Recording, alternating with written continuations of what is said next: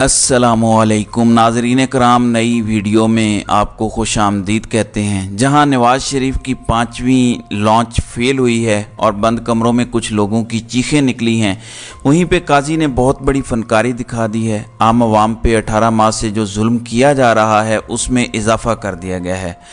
नाज़रीन कराम, आम आवाम के सिविलियंस के फ़ौजी अदालतों में केसेस धड़ाधड़ चल रहे हैं। यहाँ तक कि कई जगहों पे सिर्फ फैसले आने की देरी है।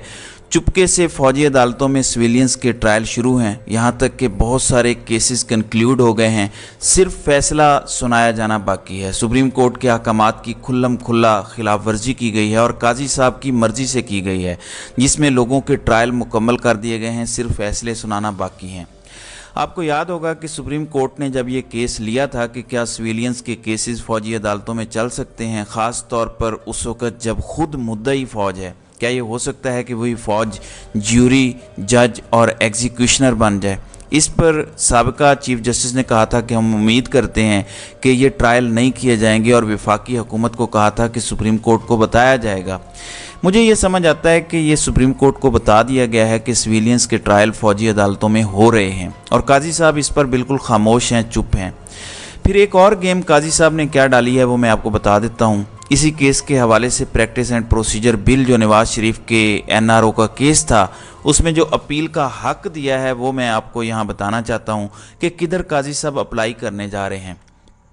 काजी साहब ने जो बेंच टूट चुका था, चीफ जस्टिस रिटायर हो चुके थे, वो चाहते तो 10 जजेस का बेंच बना सकते थे, वो चाहते तो 8 जजेस का बेंच बना सकते थे, वो चाहते तो खुद सरबराही कर सकते थे, लेकिन उन्होंने वो तमाम जजेस उस बेंच में डाल दिए हैं जो मिलिट्री कोर्ट्स के ख़िलाफ़ मुमकिना तौर पर फैसला दे सकते हैं। लेकिन फनकारी यहाँ पर यह डाली गई है कि जो इससे पहले प्रैक्टिस एंड प्रोसीजर बिल को ओके किया गया है, अब अपील का हक दे दिया गया है 184(3) के केसेस में। ये बहुत सब्सटेंशियल राइट है। अब इसमें क्या होगा, शराइत ये हैं कि जो बेंच सुनता है पहला केस, अपील का केस वो नहीं सुनेगा, फिर एक नया बेंच बनेगा।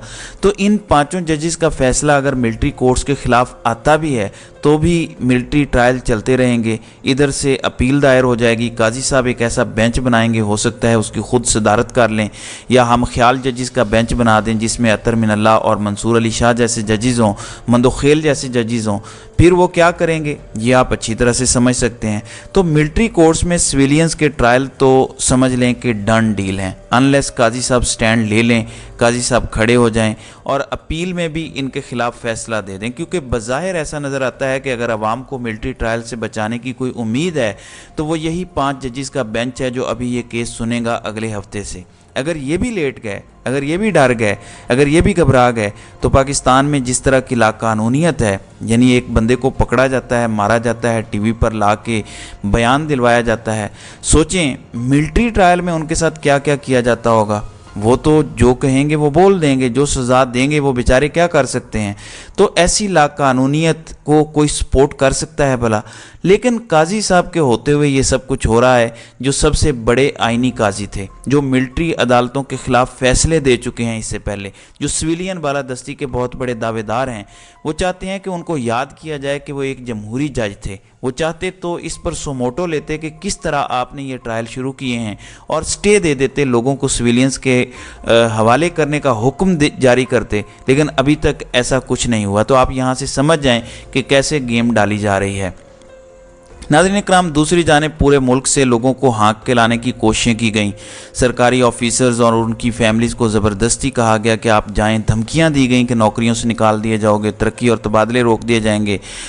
इसके साथ लोगों को लाया गया, लेकिन इसके बावजूद जो हकीकी रिपोर्ट पहुंची है उसको डॉन ने बड़े ज़बरदस्त तरीके से बयान किया है कि लाहौर में यूथ की कोई इन्वॉल्वमेंट नहीं थी। ये जो PTI के साथ यूथ होती है वो आपको बताती है कि जलसा हो रहा है, ये डॉन बात कर रहा है।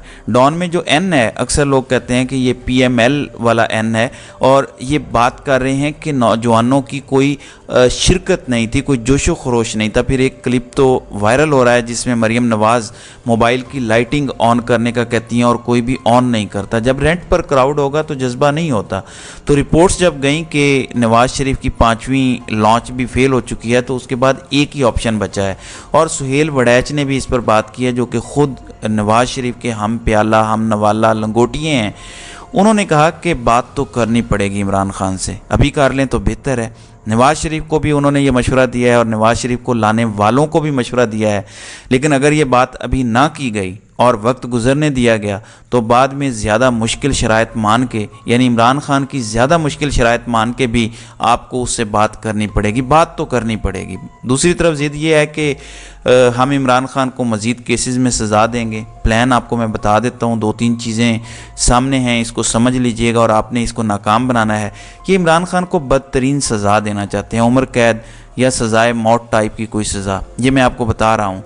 ये सज़ा लोअर कोर्ट से जब होगी तो उसके बाद हाई कोर्ट में अपील का भी चांस होता है, सुप्रीम कोर्ट में भी अपील का चांस होता है। लेकिन ये ऐसी कोई सज़ा दे के अवामी रिएक्शन पैदा करना चाहते हैं, एक और अवामी रिएक्शन आए। अब ये बड़ी मुश्किल सूरत हाल है पीटीआई के लिए और ख़ास तौर पर आम अवामुन्नास के लिए। ना निकलें तो बुज़दिली और ये सब कुछ कर गुजरेंगे, निकलें तो इनका एक और प्लान भी समझ लें कि एक और बार लोग निकलें, इस बार उससे भी बड़ी साजिश करके जो 9 मई को की गई थी, फिर पाकिस्तान तहरीक इंसाफ पर बतौर जमात पाबंदी लगा दी जाए, इसको कलअदम जमात ऑफिशियली करार दे दिया जाए। अभी कलअदम किया हुआ है, जलसे करने की इजाज़त नहीं है, रैली करने की इजाज़त नहीं है, किसी का नाम लेने की इजाज़त नहीं है, अभी भी कलअदम किया हुआ है, लेकिन ऑफिशियली करना, अब इसका बहाना तलाश किया जा रहा है। अगर ये कर पाए तो ये नंबर 1 ऑप्शन है। उसके बाद ऑप्शन नंबर 2 है कि फिर पाकिस्तान तहरीक इंसाफ को इलेक्शन में लेवल प्लेइंग फील्ड नहीं दी जाएगी, कैंडिडेट्स खड़े नहीं करने दिए जाएंगे, जो ताकतवर कैंडिडेट्स होंगे उनके कागजात मुस्तरद कर दिए जाएंगे, तहरीक इंसाफ को हर मुमकिन तरीके से हराने की कोशिश की जाएगी। लेकिन अगर इन सब हरकतों के बावजूद इमरान खान ने खंबे को भी वोट दिया, किसी आम बंदे को भी वोट पड़ गए, तो इलेक्शन के नताइज जारी नहीं किए जाएंगे। नताइज जारी हो जाते हैं मजबूरी में, अगर आलमी इस्टेब्लिशमेंट से भी आता है कि कम अज़ कम नताइज तो जारी करें, और मुश्किल हो जाता है धांधली करके भी 20-20, 30-30 हज़ार वोट डाल के भी, तो फिर असम्बली का इजलास नहीं बुलाया जाएगा, बल्कि फिर ऑप्शन है मार्शल लॉ लग जाएगा। पीटीआई का वैसे सबसे मौसर एहतजाज अगर ये इमरान खान के खिलाफ कुछ करते हैं सोशल मीडिया है, और अपने ही गली मोहल्लों में निकल के एहतजाज करके उसकी वीडियोस बना के अपलोड करना।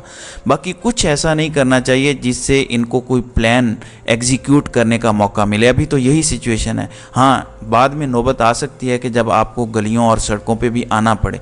तो इस साजिश को नाकाम बनाने के लिए तहरीक इंसाफ रिएक्शन दे और फिर हम इसको कलअदम जमात करार दे के साइड पर कर दें। ये आपने मौका नहीं देना। जो मर्ज़ी इनका प्लान हो, आपने वोट लाजमी डालना है। आपके वोट का डर ना होता तो अब तक खैबर पख्तूनख्वा और पंजाब में इलेक्शन हो चुके होते, ये वहाँ अपनी हुकूमतें बना लेते और उसके बाद सेंटर के इलेक्शन जीतना आसान हो जाता।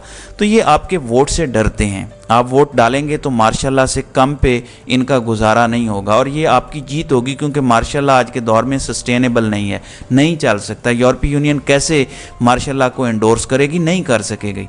इसके लिए मुमकिन नहीं रह जाएगा कि वो मार्शल लॉ को एंडोर्स करे और ये आपकी कामयाबी होगी। अगर लगता भी है तो 2-3 महीने 6 महीने के लिए मार्शल लॉ लगेगा। आज के दौर में ये लग नहीं सकता, वरना आपको क्या ख्याल है कि जितना इनके साथ हो रहा है ये अब तक कर ना चुके होते। फ्रंटमैन क्यों चाहिए कठपुतली नवाज शरीफ जैसा, ताकि मार्शल लॉ तो लगा हो लेकिन फ्रंट पे नवाज शरीफ का जमहूरी चेहरा हो, इसलिए कठपुतली चाहिए। लेकिन मैं आपको एक बात लिख कर देने को तैयार हूँ, अगर आप 70-80% की तादाद में निकल आते हैं, इवन 60 से 70 के दरमियान भी निकल आए, सब कुछ हो सकता है। सिवाय मार्शल लॉ के आपको कोई नहीं रोक सकता। आपकी जीत होगी, जिस पार्टी को आप वोट देंगे वही जीतेगी, उसी का इक़्तिदार होगा। और ये इमरान खान से पांव पकड़ के माफ़ियाँ मांगेंगे तब, लेकिन तब माफ़ी नहीं मिलेगी। लेकिन मैं अभी कह सकता हूँ, मेरी ये प्रेडिक्शन है कि अभी जाएं इमरान खान से माफ़ी मांगें।